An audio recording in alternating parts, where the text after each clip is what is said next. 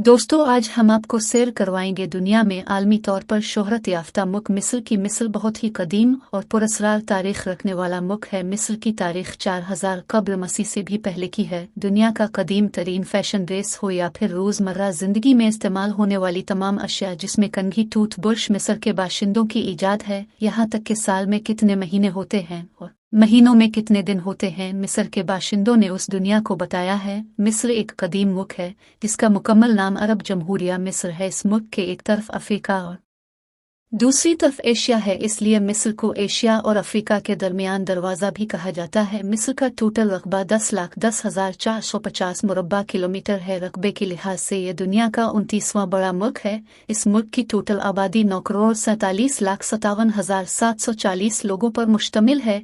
इस मुल्क का सबसे बड़ा शहर काहिरा है और इसे मुल्क का दारुल हुकूमत होने का एजाज भी हासिल है। मिस्र का परचम 3 रंगों पर मुश्तमिल है, सुर्ख, सफ़ेद और काले रंग पर, और उसके दरमियान चील भी मौजूद है जो इस मुल्क की पहचान और जुर्रत का निशान भी है। दोस्तों, पहले जिक्र करते हैं मिस्र की तारीख के मुतालक, एहराम मिस्र और दरियाए नील के मुतालक तो सब ने सुना होगा, लेकिन अगर मिस्र की इस्लामी तारीख के लिहाज से बात की जाए तो मिस्र हज़रत यूसुफ अलैहिस्सलाम और हज़रत मूसा अलैहिस्सलाम के दूर से भी पहले से मौजूद है। और अल्लाह पाक ने इसका जिक्र कुरान मजीद में भी फरमाया है। अल्लाह पाक ने अपने पैगम्बरों को बनी इसराइल की तरफ भेजा। इस वक्त ये लोग जानवरों और देवी देवताओं की पूजा किया करते थे।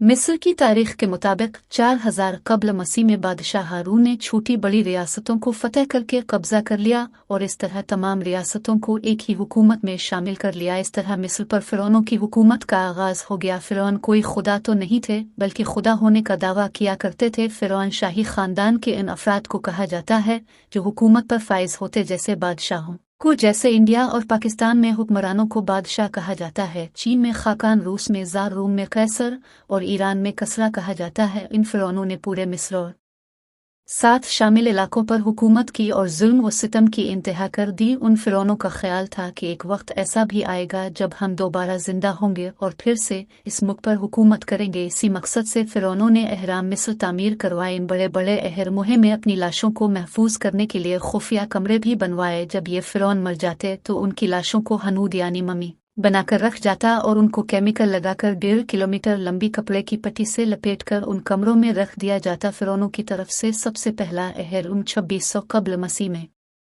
बनवाया गया था। इसके बाद और अहराम भी तामीर करवाया गया, जिसे बनाने में 26 साल का अरसा लगा, जिसमें 2 मिलियन चूने और दीगर पत्थरों का इस्तेमाल किया गया। इस अहराम को तामीर करने के लिए 10 मिलियन मजदूरों ने काम किया। इस अहराम को तामीर करने वाले फ़िरौन का नाम खुफू था। इन अहराम को तामीर करना अपनी कब्र खुद तैयार करने के बराबर था। इन फ़िरौनों ने दूर दराज के इलाकों पर हमले करके अपनी सल्तनत में इजाफा कर लिया और यही उनके गुरूर व तकब्बुर की वजह बना। इस तरह ये अपने आप को खुदा कहने लगे और लोग उनकी पूजा करने लगे। अल्लाह ने फ़िरौनों पर अपने अंबिया को भेजना शुरू कर दिया और एक वक्त ऐसा भी आया जब अल्लाह ने इनकी तरफ हज़रत मूसा अलैहिस्सलाम को भेजा। इस वक्त मिस्र के 19वीं और ख़ानदान के तीसरे फ़िरौन का हुकूमत था। अल्लाह ने हज़रत मूसा अलैहिस्सलाम को पैदा किया और इसी फ़िरौन के घर वो बड़ा हुआ जो इसकी जान का दुश्मन था। इस फ़िरौन ने अपनी हुकूमत अपने बेटे के हवाले कर दी और यही वो बादशाह था जो हज़रत मूसा अलैहिस्सलाम का पीछा कर रहा था।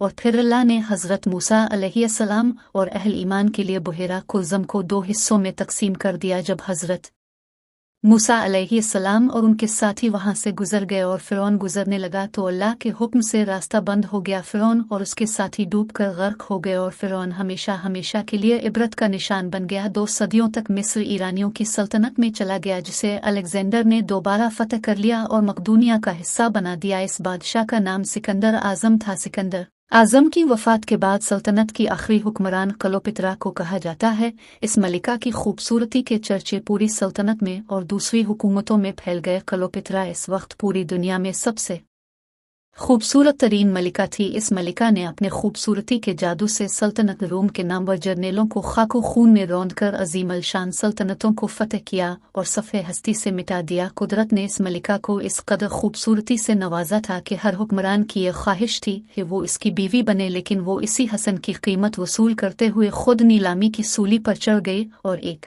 नाकाबिल फरमविश दास्तान बन गई। इसके बाद मिस्र में सल्तनत रूम का आगाज़ हो गया और 7वीं सदी ईसावी में अरब मुसलमानों ने इसे फतह कर लिया।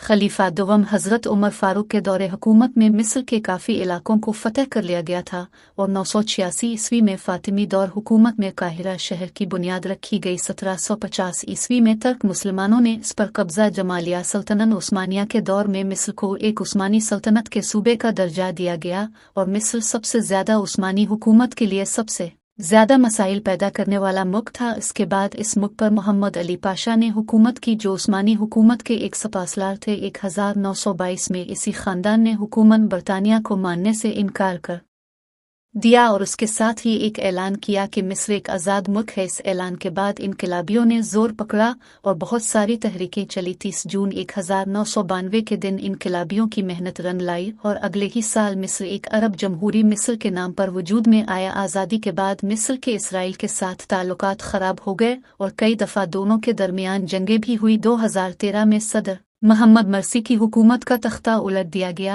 और मिस्री जनरल अब्दुल फातह मिस्री सदारत के ओहदे पर फाइज हुए और मुस्तफ़ा कमाल बराए नाम के ही वज़ीर आज़म हैं। पाकिस्तान ने इसराइल के खिलाफ मिस्र को जंगी और माली ताउन भी पेश किया। 20,000 से भी ज़्यादा पाकिस्तानी इस वक्त मिस्र में मुकीम हैं। दरियाए नील को दुनिया का सबसे बड़ा दरिया माना जाता था, लेकिन अब इसे अमेज़न के बाद दरियाए नील को दुनिया का दूसरा बड़ा दरिया माना जाता है। मिस्र आज भी दुनिया में खजूर फरोख्त करने वाला सबसे बड़ा मुल्क है। अंजीर की पैदावार के हवाले से दूसरा बड़ा मुल्क, स्ट्रॉबेरी की पैदावार के लिहाज से चौथा बड़ा मुल्क, भैंसों की दूध की पैदावार के हवाले से और प्याज बैंगन पैदा करने वाला 5वां बड़ा मुल्क है। इसके अलावा गंदम, मकई, फ्रूट, सब्जियां और चावल सबसे ज़्यादा पैदा होने वाली काश्त है। इस मुल्क में हर साल 1 करोड़ से ज़्यादा सयाह आते हैं, जिनसे इस मुल्क को 20 करोड़ से ज़्यादा की आमदन और 20% लोग इस कारोबार से मुंसलिक हैं। ज़राअत के शोबे के अलावा केमिकल इंडस्ट्री और टेक्सटाइल मिस्र की तरक्की में अहम किरदार अदा कर रही है।